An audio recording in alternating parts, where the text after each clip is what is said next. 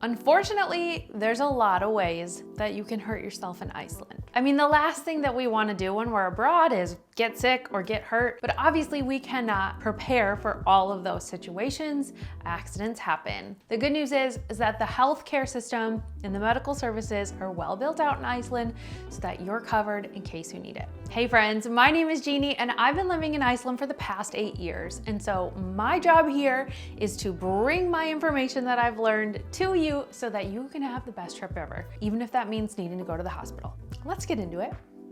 All right, first off, I just want to be quite honest with you. I don't have personal experience as a tourist in Iceland with the medical system, meaning like as a traveler before I lived in Iceland, I didn't have to use a clinic or a health service or anything like that. Any kind of information that I am telling you is referenced from other people that I have asked what their experiences were, and then drawing up all of the information that I know about living in Iceland and using the medical services.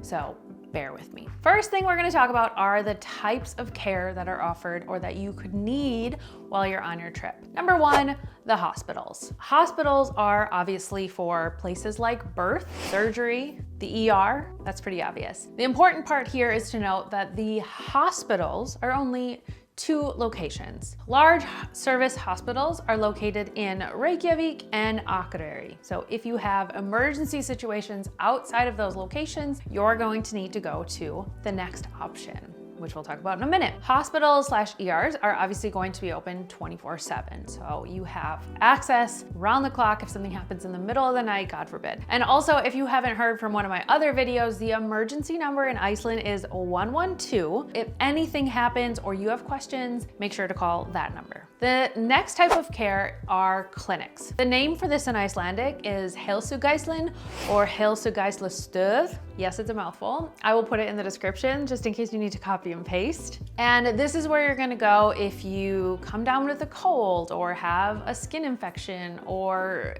certain situations where you would need to go to like an urgent care or a clinic situation. The good news is that these clinics are generally located in most of the towns/villages around the country. However, some of those small remote locations, it might be possible that you would have to drive, 20, 30, up to 45 minutes, just depending on where you're located and where the nearest clinic is. Now, the downside of the health clinics is that they have shorter, very limited hours. You're thinking like a typical business hour, maybe from 9 in the morning till 4 or 5 in the evening. Could be very short hours in some of the countryside locations, as usually not much is going on in those areas. And the next thing that you might want to have access to when you're in Iceland is the pharmacy.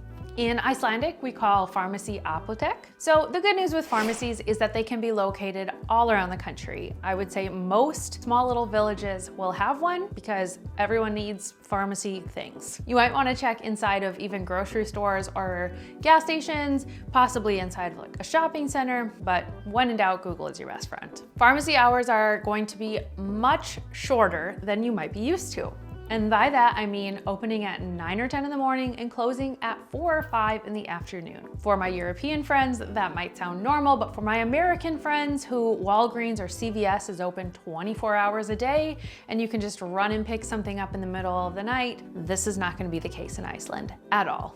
In fact, even living in Reykjavik, I remember one time we needed something for my son in the middle of the night, and there were only 2 locations that have nighttime hours, and it was like 20 minutes drive from our house.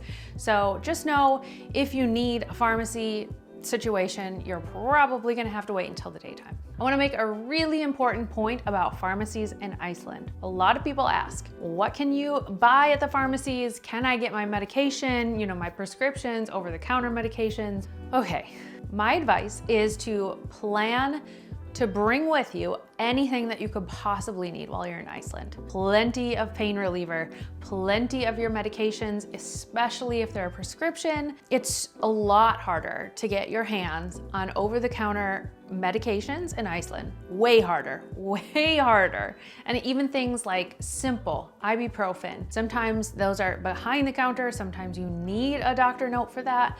And so just don't assume that you're just gonna run quick, and spend like $5 on ibuprofen. ibuprofen. This doesn't exist. Cold medication, not even kidding. Myself and my friends all import NyQuil, DayQuil from the US when we visit our families because you cannot find it in Iceland. That doesn't exist. Too strong of a drug for European countries. Another thing that I run into is certain herbal supplements or nutritional supplements that you're gonna need. Way less access in Iceland. So when in doubt, just bring what you're gonna need. So that being said, if you are in a situation where you visit an Icelandic clinic and that doctor writes you a prescription, then you will be able to go to that pharmacy and get something, over the counter that was prescribed to you. But just know that a lot of times that prescription, like the strength of that is going to be a lot less intense. So again, do yourself a favor and just bring what you think you're gonna need. By the way, save yourself the hassle of wondering where all these places are located and how to search for them, because I have listed all of the medical places on my Google Maps. I'm talking all of the hospitals, clinics, and pharmacies. Yes, I have looked them all up, pinned them on my maps so that you don't even have to lift a finger. So good news for those of you who already have my maps. If you are wondering how you can get your hands on them, I'm gonna put a link in the description below. Okay, now let's talk about if you had to use these medical services, how do you pay for them? The big question.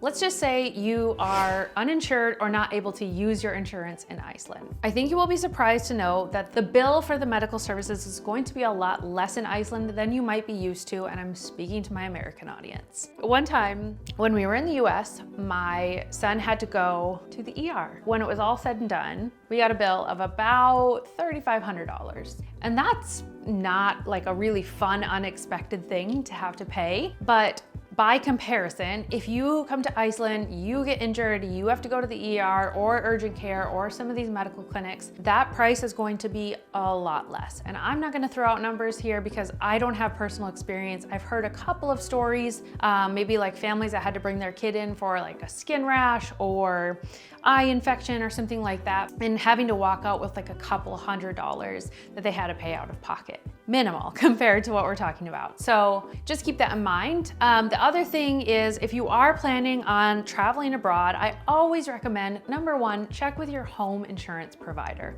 You wanna know what your coverage is when you're abroad, just at least for your peace of mind, right? And in the event that nothing is covered, then you always have the option of doing something like buying a traveler's insurance. For example, there's a company that is called World Nomads, and they actually have different levels of coverage that you can buy just for the duration of your trip. So when in doubt, having that peace of mind might be really helpful. So let's say you do have insurance and you are covered abroad. All you have to do is bring your insurance card with you and then present that at the time of service. So it's gonna depend on what the clinic is able to process there, or sometimes you will still have to pay directly out of pocket for the visit and then bring it home with you and have your insurance reimburse it back home. All kinds of situations, all of which I'm not exactly familiar with. So again, always check with your home insurance provider. Alrighty friends, those are my tips for medical coverage when you're in Iceland. Hopefully you don't need it, but now if you do, at least you have some answers. And while you're researching for your Iceland planning, go ahead and watch this playlist popping up on my screen where I start to give all of the best tips for your Iceland planning. I'll see you guys in the next video, and until then, happy planning.